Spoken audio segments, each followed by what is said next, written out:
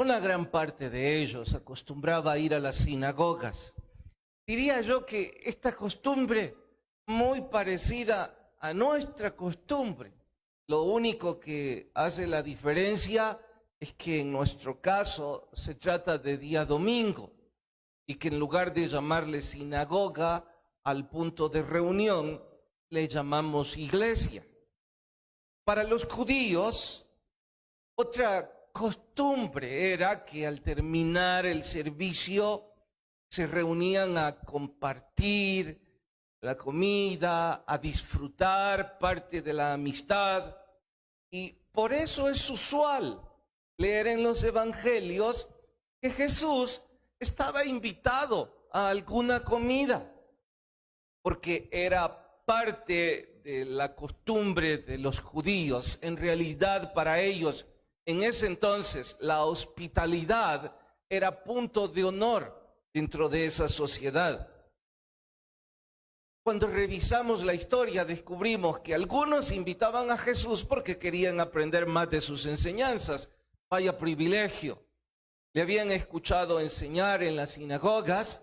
Pueden ustedes imaginar la autoridad, la unción, la elocuencia con la que hablaba. Así es que escucharle más tarde en sus casas era como doble privilegio. Por supuesto que también sabemos que otros le invitaban porque buscaban algo que criticar o condenar en él, puntualmente sus detractores. Sé que ustedes se preguntarían, bueno, pero si Jesús, conociendo el corazón de todos, ¿por qué aceptaba ir a las invitaciones de sus detractores? Bueno, es simple descubrir la razón. Eran oportunidades perfectas para enseñar, no solo a ellos, desnudándoles de su verdadera intención, sino también era una coyuntura para que sus discípulos aprendieran. Verán que eso es exactamente lo que va a suceder en el pasaje que hoy vamos a estudiar. Es que uno de los gobernantes, que de paso pertenecía a la secta de los fariseos, cuando terminó el servicio en la sinagoga, invitó a Jesús a comer en su casa. Claro, junto a él muchas más personas, no dice el número, pero pocas no eran, por lo que uno deduce. Nuestro Señor sabía el corazón de este, y como ya dije antes, era la oportunidad perfecta. En este caso, en lugar de este gobernante juzgar o condenar a Jesús por cualesquiera de sus enseñanzas, Jesús iba a ocupar esto para juzgarles a ellos. Y que de paso los discípulos también fueran enseñados. Estoy pensando que mientras estudiamos lo que sucedió en esa comida, en nuestras sinagogas, lo digo de forma análoga, pero lo correcto sería en nuestras iglesias, se dan los mismos dos casos. Algunos que vienen con un corazón sediento de estudiar la Biblia y aprender. Otros que están aquí por motivos equivocados y son los más vulnerables a convertirse en detractores. De hecho, si no lo son ya, pronto se convertirán en uno de ellos. En fin, para unos u otros, la enseñanza es enriquecedora. Es asunto de cada uno de los asistentes concluir en qué grupo usted y yo queremos estar. Verán que Jesús esta vez va a dar la enseñanza a través de 3 parábolas. Regularmente los predicadores, me incluyo, hablamos sobre estas 3 parábolas de forma separada, casi excluyente, porque las 3 tienen suficiente material como para un sermón. Pero lo cierto es que Jesús las dijo como una secuela en una saga en donde la enseñanza es la misma. Él estaba evidenciando algo a través de estas tres. No pretendo que las estudiemos las tres en este sermón. Solo digo que los estudiosos de ustedes les animo para que cuando vayan a casa lean completo el pasaje, el capítulo, descubran que se trata de un solo evento y las tres parábolas son tres ilustraciones de la misma enseñanza. Nosotros esta vez creo que apenas vamos a poder abordar una de ellas. Quizá en media semana las otras dos, pero son parte de lo mismo. Nuestro sermón de hoy se titula Mira quién vino a cenar. Vayan en sus Biblias a Lucas capítulo 14. Lucas capítulo 14. Nuestro estudio de hoy, mire quién vino a la cena. Capítulo 14, Evangelio de Lucas. ¿Listas sus Biblias? Leemos. Aconteció un día de reposo que habiendo entrado para comer en casa de un gobernante que era fariseo, estos le acechaban, y he aquí estaba delante de él un hombre hidrópico. Entonces Jesús habló a los intérpretes de la ley y a los fariseos diciendo: ¿es lícito sanar en día de reposo? Ellos callaron. Tomándole, le sanó y le despidió, y dirigiéndose a ellos dijo: ¿quién de vosotros, si su asno o su buey cae en algún pozo, no lo sacará de inmediatamente, aunque sea en día de reposo? Y no le podían replicar estas cosas. Señor, pedimos tu Espíritu hable a nuestras vidas y que podamos crecer a través del estudio de tu palabra. En Cristo Jesús, amén. Temo que la mayoría de ustedes pueden pensar que el título, Mira quién vino a la cena, es en honor a Jesús. Pero distante estoy de pensar en eso. Claro, la expresión es de admiración. Ellos están sorprendidos de que en esa comida estaba alguien que nadie esperaría debería estar ahí. Y no me refiero a Jesús. Cuando digo, miren quién vino a la comida, estoy hablando de que el desalmado fariseo, el que invitó a Jesús, y no encontré otra palabra peor para él, el que invitó a Jesús, también invitó a un hombre que sufría de hidropesía. Esta es una enfermedad que hace que los tejidos internos retengan agua. Fuera de las deformaciones físicas por la hinchazón y los edemas que provoca, lo más letal es la disfunción que propina en órganos vitales como el corazón, el hígado y los pulmones. Estoy diciendo que en ese entonces esta enfermedad con tan poca tecnología era una enfermedad que provocaba que el enfermo estuviera desahuciado por la medicina y socialmente discriminado. Ustedes ya saben cómo eran los fariseos de mezquinos. Ellos ni en broma querrían estar cerca de personas enfermas y menos de una enfermedad como esta. No diría yo que se acercaba a la lepra, pero no me sorprendería que fuera algo tan discriminante como era la lepra en ese entonces. Así es que cuando yo digo, miren quién vino a la cena, estoy refiriéndome a este hombre. No me estoy refiriendo al Señor. Jamás estos fariseos, ricos por cierto, este era un gobernante, habría invitado con buena voluntad a un hombre que padeciera esa enfermedad. No porque no esté bien hacerlo, es que ellos eran personas perversas. Lo invitaron para usarlo como cebo. ¿De qué estoy hablando? Ellos sabían, si Jesús no sana a este hombre, y por cierto, cuando en casa vuelvan a leer verso a verso y muy detenidamente descubrirán, lo pusieron enfrente, en los puestos de honor, en donde todo el mundo lo viera, para que todo el mundo dijera, Jesús no puede pasar de largo a este hombre. Sus deformaciones son evidentes para todos. Y todos están incómodos porque Él está ahí. Así que Jesús tiene que decir algo. Si Jesús sana a ese hombre,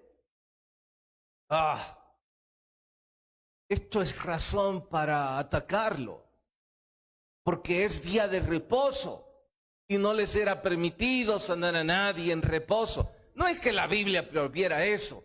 Ellos en su perverso corazón se habían inventado una cantidad de prohibiciones.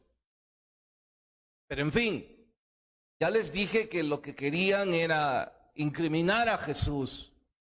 Ahora, si Jesús no lo sanaba, también tenían motivos para acusarle, porque eso significa, o Jesús no tiene poder para sanar a ese hombre, o no tiene compasión. Así es que en ambos casos, ahora tenemos razones sobradas para confrontar a Jesús.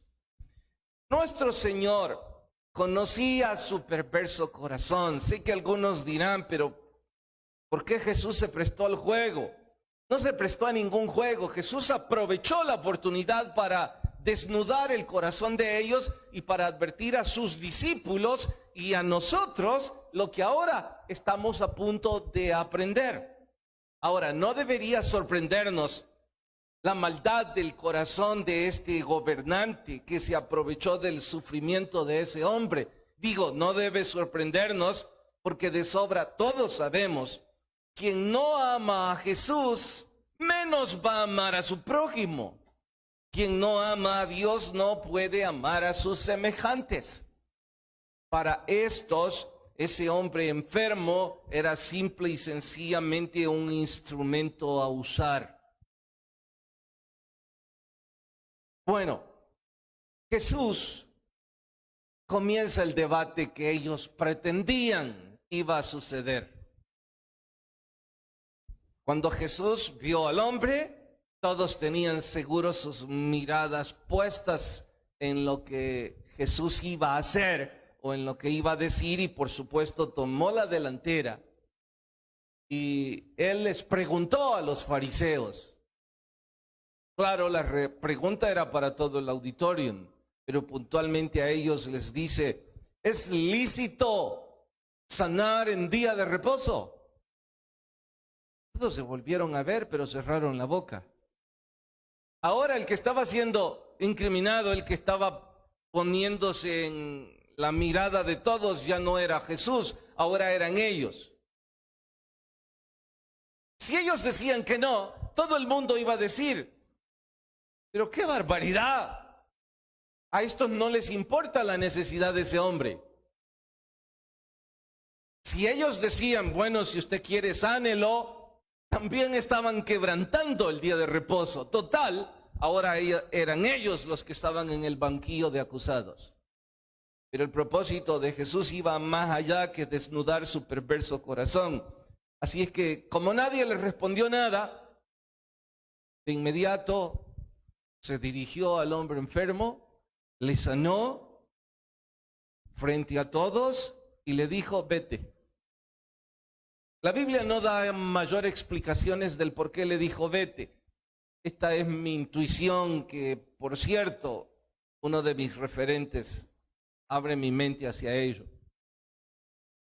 Dice él, Jesús no quería que este hombre estuviera más ahí, porque lo que esos fariseos habían hecho era desalmado. Lo quisieron utilizar para sus mezquinos y malvados propósitos. Y Jesús no se iba a prestar a repetir el juego de ellos, usando el dolor de ese hombre para él dar una enseñanza.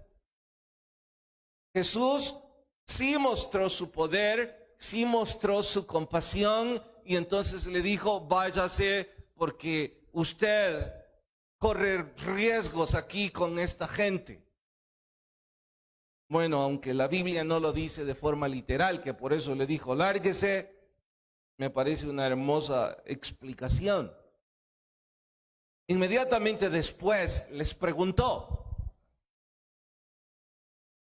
¿está bien que si una de sus bestias de trabajo cae en un abismo en día de reposo, ustedes vayan corriendo a auxiliarle? ¿Es lícito? Sabemos de sobra que no es lícito en la tonta ley de ellos. Y este mismo historiador insiste que lo más seguro es que en esos días sucedió un accidente con algunos animales y todo el pueblo lo sabía. Que varios de las personas influyentes se vieron envueltas y tuvieron que colaborar para sacar a esos animales de ese aprisco. Así es que todos saben que los religiosos se habían involucrado haciendo el bien para cuidar esos animales. Por eso Jesús les dice, ¿es lícito que hayan hecho eso en día de reposo? También callaron precisamente por eso, porque si decían, no podemos hacer eso en día de reposo, Jesús los habría confrontado. Y entonces, ¿por qué no denunciaron ni dijeron nada de lo que acaba de pasar? Ahora, si ellos decían, sí, nos es lícito hacer eso porque el Antiguo Testamento dice que debemos amar a nuestros animales, entonces Jesús les habría dicho, ustedes aman más a sus animales que a su prójimo. Porque sí les importa auxiliar a esos animales porque les producen dinero, pero les importa un comino sanar a este hombre que es su prójimo. Ahora que ellos estaban totalmente desnudos en cuanto a la verdad del por qué invitaron a Jesús, Jesús dice, voy a enseñarles algo y lo haré a través de 3 parábolas. Claro que cuando Jesús dijo eso, para este momento ellos se sentían incómodamente acusados. Los demás que estaban allí no estaban seguros qué bando debían tomar. Digo, no estaban seguros porque ellos aún no creían en Jesús como Hijo de Dios. Estaban acostumbrados a que los religiosos influyentes en las sinagogas eran los que representaban a Dios. Jesús los desnudó y dijo, esto es una farsa. Jesús mostró su poder, pero aquí va la parte más importante, lo que Jesús iba a enseñar a través de esto. Fueron 3 parábolas, les dije antes. Voy a escribírselas para que ustedes en su estudio personal en casa intenten hacer una especie de pequeña matriz. Cuando digo escribirlas, me estoy refiriendo a que vamos a hacer un pequeño bosquejo. Ustedes intenten poner en sus casas, no intenten hacerlo aquí. Lo que yo voy a hacer es apenas un ensayo para darles una herramienta de modo que ustedes estudien esto mejor en casa. Pueden estar seguros, los que lo hagan van a pasar tiempo a solas con Dios y Dios va a hablarles mucho más de lo que podemos nosotros estudiar esta mañana. La primera de las parábolas se trata sobre los lugares de honor en las comidas. Sabemos todos que para los judíos, al igual que en nuestra sociedad, en banquetes o en comidas en donde la sociedad está de por medio, hay puestos que son exclusivos para la gente más importante y más influyente. Entonces Jesús les narró esta parábola y en este caso en forma directa, Jesús la dirige a los fariseos, porque ellos siempre están buscando tomar los lugares de honor. De hecho, la pregunta era, ¿cómo es que encuentro en ese asiento a ese hombre enfermo? Cuando aquí todos saben que en esos asientos solo están ustedes. Así es que la primera de las parábolas se refiere de eso. Claro está que no se lo dijo como yo estoy diciéndolo, sino que él empezó a narrar la parábola. Algo así como, a ver si entienden. Bueno, la segunda de las parábolas es cuando ¿saben qué?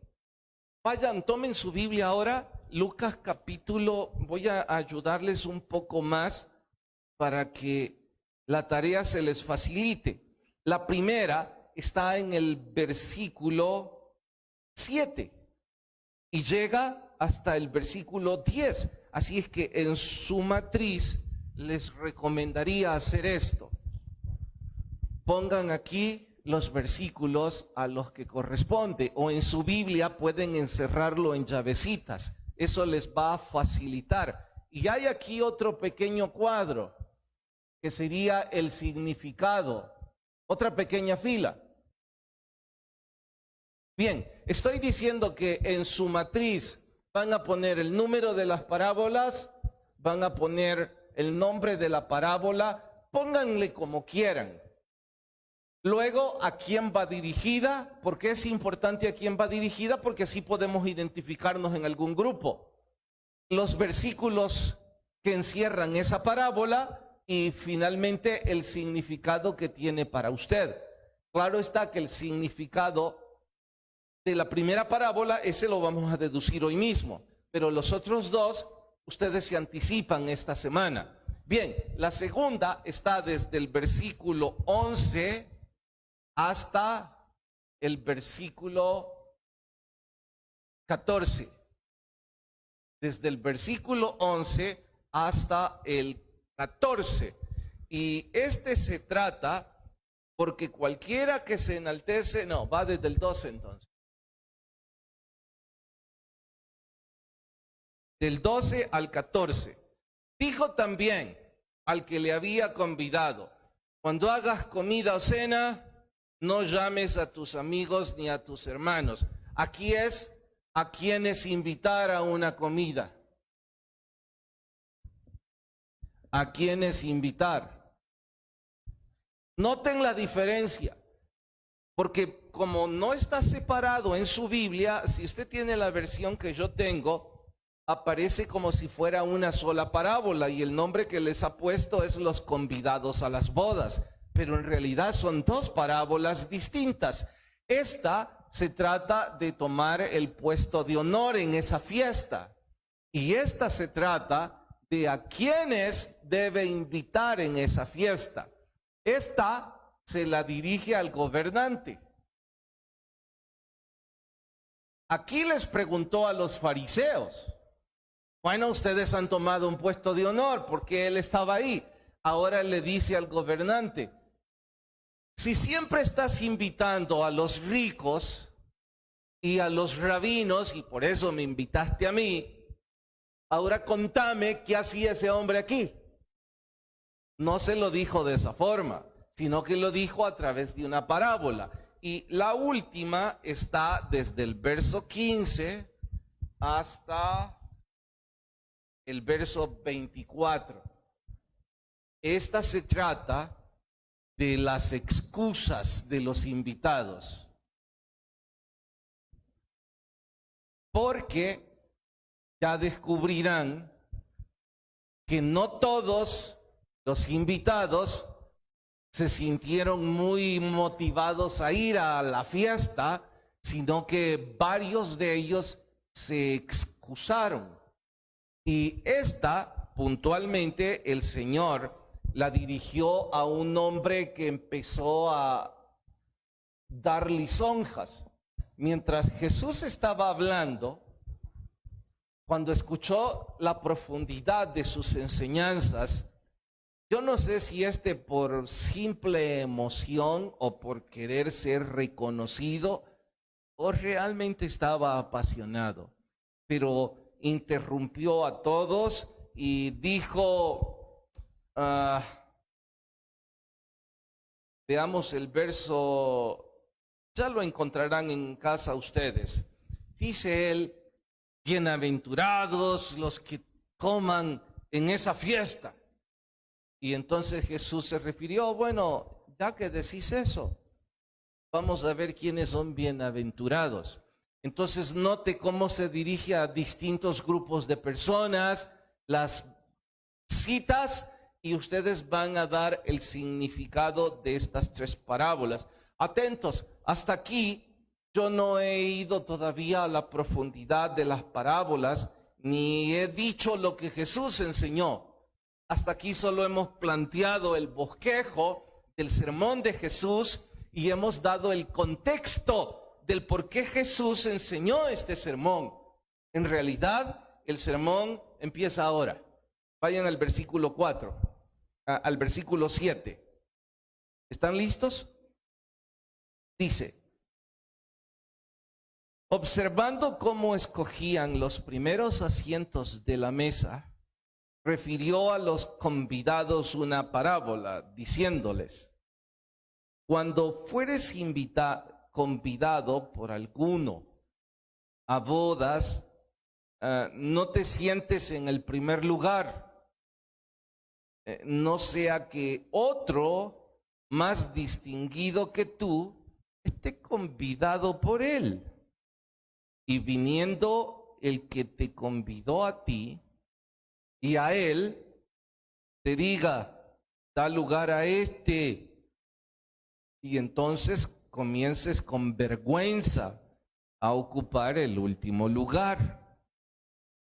Cuando fueres convidado, ve y siéntate en el último lugar, para que cuando venga el que te convidó, te diga, amigo, ven más arriba. Entonces tendrás gloria delante de los que se sientan contigo a la mesa. Cualquiera que se enaltece será humillado, y el que se humilla será enaltecido. Bueno, esta parábola no es tan compleja como la de media semana.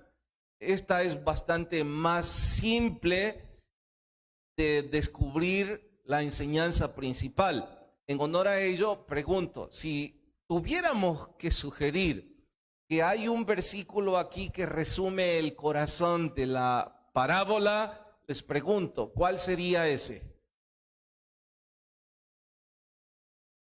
Búsquenlo. ¿Cuál sería el versículo que resume el corazón de la parábola? ¿Alguien más lo ha hallado? Los que no tienen Biblia, ¿qué van a andar hallando? ¿Encontraron el corazón? ¿No? Levanten la mano los que sí lo hallaron, por favor. Una cantidad no ha hallado nada. Me siento un pésimo instructor que he estado hablando o arando en el agua. Bueno, voy a volver a leer desde el versículo 10, a ver si lo encuentran. No, desde el 9. Y viniendo el que te convidó y te diga, da lugar a este, y entonces comiences con vergüenza a ocupar el último lugar. Mas cuando fueres convidado, ve y siéntate en el último lugar, para que cuando venga el que te convidó te diga, amigo, sube más arriba. Entonces tendrás gloria delante de los que se sientan contigo a la mesa. Porque cualquiera que se enaltece será humillado, y el que se humilla será enaltecido. Bueno, ya reduje el margen de estos. ¿Cuál sería el versículo que da el corazón de la parábola? El 11. ¿De acuerdo? En resumen, lo que Jesús quería enseñar es el versículo 11. Todo esto es el contexto. Me refiero a lo que sucedió, es el contexto. Ahora, la parábola lleva nuestro intelecto para que nunca olvidemos esta gran verdad. ¿Cuál es la verdad? Que por cierto es el versículo que vamos a memorizar esta semana. Cualquiera que se enaltece será humillado, y el que se humilla será enaltecido. Oigan, es pecado quienes no memoricen esto. Está demasiado fácil. Cualquiera que se enaltece será humillado, y el que se humilla será enaltecido. Ahora, en palabras más nuestras, díganme cuál es la enseñanza principal de la parábola. Digo, más nuestro, no olviden, una fábula deja una moraleja, una parábola deja una enseñanza. Entonces, en palabras más nuestras, ¿cuál es la enseñanza? ¿Quién está hablando? Levanta la mano. Sí, hermano. Esa es la enseñanza principal, que la humildad es virtud del Evangelio de Jesucristo. Por supuesto, los fariseos no caben en dicha virtud. Su estilo de vida es lo opuesto al Evangelio de Cristo. Él está diciéndole a los discípulos que la humildad a ellos y a nosotros es punto de honor. Lecciones. Este mundo dice, si usted está sentado, no, mejor lo voy a recrear. Voy a citar, ¿conocen el Fiasca de Brasil? ¿Han escuchado sobre él? Bueno, les voy a contar, el Fiasca do Brasil, así se lee. No sé qué significa. Está dentro de uno de los hoteles del país. Es un restaurante caro. Creo que sale casi $31 el plato. La comida es increíblemente exquisita. Y usted se puede comer toda la carne de El Salvador ahí. Si su estómago le da, porque es todo lo que quiera comer. Lomo de aguja, costillas de cerdo, camarón, el pollo en todas sus formas y tamaños, ensaladas a vastedad, postres increíbles. Creo que solo le cobran la bebida extra. Pero fuera de eso, la comida, y usted puede ahí, imagínese, aquellos que son diestros en la comida y que su estómago es amplio, pueden pasar unas 2 horas comiendo. Ahora les pregunto, regularmente ¿a quiénes se encontrará comiendo ahí? No digo siempre ni por regla general, regularmente ¿a quiénes se encontrará comiendo ahí? A los comelones, dice. No, porque hay algunos comelones que no podemos ir ahí. ¿A quiénes encontrarán comiendo ahí? Vamos, levanten la mano y sugiéranme. Personas que su capacidad económica les permita, número 1. ¿Qué más? Sí. Gente muy reconocida, famosos, ya sea en los negocios, en el deporte. Sí. ¿Qué más encontraremos ahí? ¿Qué más? ¿Sí? A los políticos, sin duda. ¿De qué se está riendo usted? Ah, los del gobierno, y por eso se está riendo. ¿Encontrarán en Mano Murillo? Ahora, cuidado, yo he puesto este ejemplo no diciendo que es pecado comer en lugares así. Yo solo estoy tratando de retomarlo para ponerlo más en nuestro español. Y bendición a aquellos de ustedes que pueden hacerlo con alguna frecuencia. Estoy en total disposición de mostrarles en mi humildad a ser invitado, por favor. Bien, dije ese, pero puedo mencionar otro de los caros. Creo que olvido el otro y no importa. El Paradise creo que es igual de caro. En fin, estamos todos de acuerdo que por regla general en esos lugares están políticos, gente de negocios, gente influyente, gente famosa. Ok, y los que están sentados a la mesa de ellos, ¿quiénes son? Díganme usted si yo me equivoco.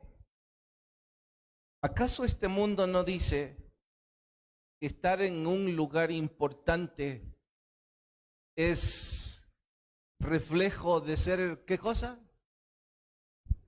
Vuelvo a preguntar, ¿estar comiendo en un lugar importante es reflejo de ser una persona importante? Exacto. Solo una persona de negocios exitosa puede estar en un lugar importante así, porque es caro. Solo un político puede estar comiendo allí porque es dinero de la política. Solo un deportista famoso puede estar allí porque su trabajo le produce mucho dinero. Entonces es un lugar importante y estar en ese lugar es para gente importante. ¿De acuerdo? Yo no estoy criticando eso. Esa es la verdad. Difícilmente va a encontrar allí, a no ser que hayamos sido invitados, a otras personas que no tengamos esa capacidad adquisitiva. Entonces, la sociedad dice que la gente importante se sienta en los lugares importantes. ¿De acuerdo? Jesús está diciendo que el problema de esa filosofía, el pecado no fue ir a comer a esa mesa. Jesús fue a comer a esa mesa importante. No vaya a malinterpretarme. Jesús estaba ahí y fue a varias de esas mesas importantes. La Biblia relata varias ocasiones. Lo que Jesús está ahora contrastando es que el énfasis de la sociedad está en la reputación, no en el carácter. Y eso sí está muy mal. Porque hay una cantidad de personas que se preocupan por la imagen, no por el interior de esas personas. Por supuesto que en esas mesas puede sentarse gente muy íntegra, gente que ha ganado su dinero con mucho trabajo y mucho esfuerzo. Por supuesto que en esas mesas pueden estar políticos que están pagando con sus ingresos. El problema no es la mesa, ni es el precio. El problema que Jesús está relacionando es lo que la gente cree. Y a la gente parece no importarle el carácter, sino que únicamente la imagen. Y eso es lo que está criticando de los fariseos. Está diciendo que ellos no están preocupados. ¿Quién se va a sentar a su mesa? A no ser que algún favor ganen con los que están en su mesa. Y no les importa el carácter de los que se sienten con ellos. Es decir, no les importa el corazón, no les importa el testimonio, no importa si quien está ahí es una persona con problemas de identidad económica, religiosa o sexual. Todos creerán que es importante porque está en una mesa importante. Y que hay una cantidad de gente que seguirá ese error. Jesús está desnudando y está diciendo, no importa si usted está en una mesa muy rica o en una mesa muy pobre. Lo importante es el carácter, es el corazón de esa persona. Por eso, advierte Jesús, si te invitan a una de esas fiestas importantes, y creo que esta vez Jesús cambió la mirada, ya no se dirigió a los fariseos, se dirigió puntualmente a los discípulos. Y les dijo, si les invitan a esas fiestas importantes, no tienen razones para negarse, diciendo, no, allí no se sientan gente como nosotros. ¿Y por qué no? Solo que la filosofía del reino es que vas a llegar con un corazón humilde, no creyendo que porque hay gente importante para el mundo, eso los vuelve importantes para Dios. No creyéndote tú mismo que eso te hace importante a ti. Vas a ocupar, dice, el último puesto. No está hablando también de una falsa humildad, en donde si usted o yo somos invitados a una fiesta así, entonces vamos a ir desalineados y con un pantalón roto y la camisa sucia para mostrar humildad. En realidad, la falsa humildad que ocupa el lugar más bajo es tan abominable como el orgullo que ocupa el lugar más alto. Dice, sin fingir nada, tengo un corazón humilde. Ve, antes de sentarte, pregunta, ¿dónde puedo sentarme? Y cuando el dueño de la fiesta te diga, bueno, usted va ahí o usted va allá, entonces ocúpelo. Porque va a ser vergonzoso, como en esta escena, que creyéndote algo, como esta sociedad hace creer que el que está en una mesa importante es importante, entonces creyéndote algo, te sientas en un lugar importante y luego el dueño de la fiesta llega y dice, ay, perdone, fíjese que su puesto es aquel. Y resulta que era atrás de la cocina. Para que no pases esa vergüenza, le está diciendo a los discípulos, espera que te coloquen. O humildemente siéntate en el último lugar. Siéntete ya privilegiado con el simple hecho que te hayan invitado. Bueno, la gracia es una virtud fundamental en la vida del cristiano. La gracia de Cristo es lo que propina humildad a nuestra vida. Y la pregunta es si nosotros nos levantamos cada día pidiéndole al Señor que nos dé humildad. Porque yo temo que hay una cantidad de nosotros que no necesitamos ir a un restaurante caro para ser soberbios, altaneros y prepotentes. A veces somos las personas más detestables en la mesa de nuestra casa, porque habemos algunos hombres machistas, groseros, que pensamos que nuestra esposa es nuestra esclava, que debe llevarnos la sal, el tenedor. Solo nos hace falta decirles que nos dé el bocado.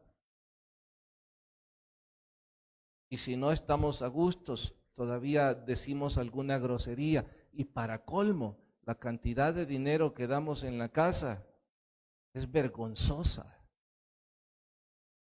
Con lo que damos en la casa ni nos deberían dar comer algunos. Nos deberían decir, vaya a trabajar. Estos ejemplos sé que no le gustan a algunas hermanas porque ellas se sienten incómodas cuando yo digo este tipo de cosas. ¿Verdad, hermanas? Hubo silencio igual que en esta cena y no dijeron nada a los fariseos. Nos está enseñando que la humildad es una gracia fundamental en la vida del cristiano que debemos buscar todos los días, porque es fácil perderla. Es más, hay un famoso pensador que dice que la humildad es tan evasiva. No, mejor le voy a preguntar primero. ¿Cuántos son humildes? De veras, ¿cuántos de ustedes se consideran humildes? Levanten la mano. 1, 2, 3, 4. Wow. No debí preguntarlo por lo que voy a decir ahora. Perdonen. Este pensador dice que la humildad es tan evasiva que cuando descubrimos que la tenemos es porque ya la perdimos. ¿Lo entendieron? Así de evasiva es.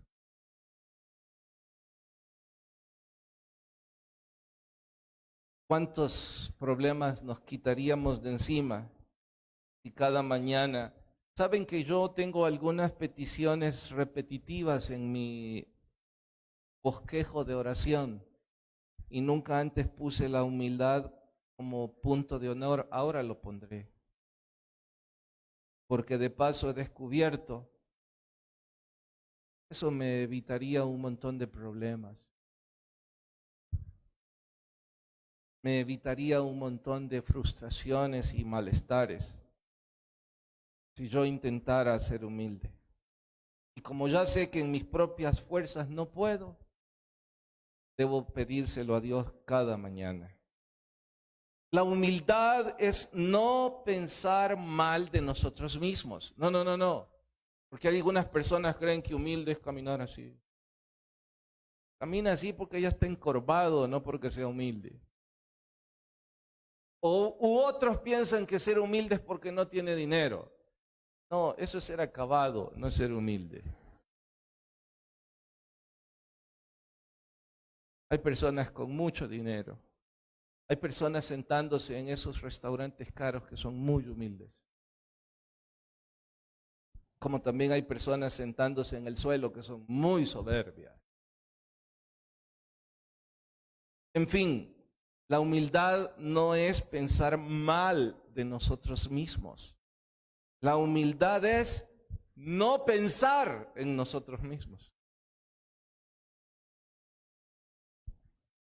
Así es que si esto está claro, yo les preguntaría ahora, ¿pueden describirse a sí mismos en cuanto a su carácter? A ver, Samuel, ¿podría describirse? Pare, le voy a repetir la frase. La humildad no es pensar mal de sí mismo. La humildad es no pensar en sí mismo. ¿Podría describirse?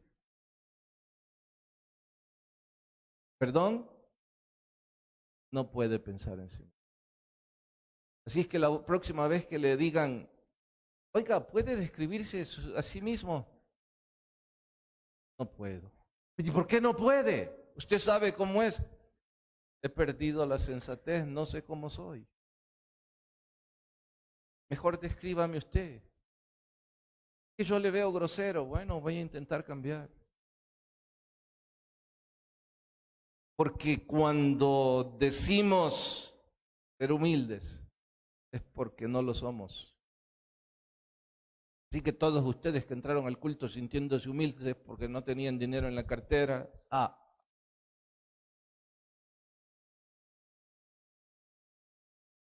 el mejor ejemplo de humildad es nuestro Señor.